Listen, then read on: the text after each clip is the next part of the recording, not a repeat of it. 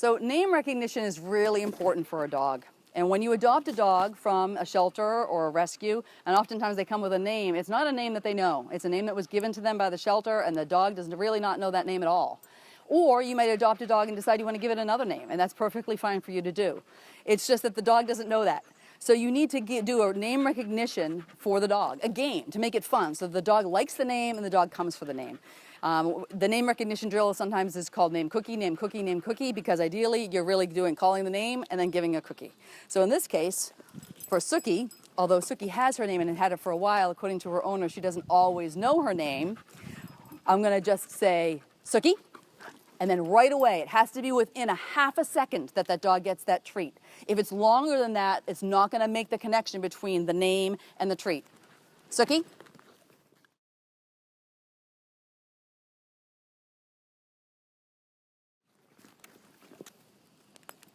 Suki? Suki? Nice. Nice. The more that you do this with a new dog in the home, one, you're making eye contact, they're being attentive to me. Suki? Everyone should do it, including children. You don't want children in the family to be ignored by the dog. The dog has to listen to the humans in the family, whether they be this tall or this tall. So name recognition should be done by everyone. Suki? And you can also sort of work in the come when called, which is one of the other things we're going to be talking about, by wandering a bit away and then saying, Suki? Nice.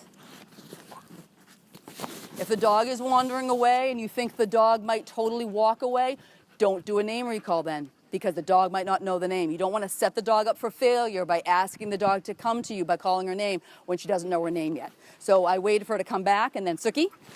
Nice. Good job. And you can even walk with her a little bit.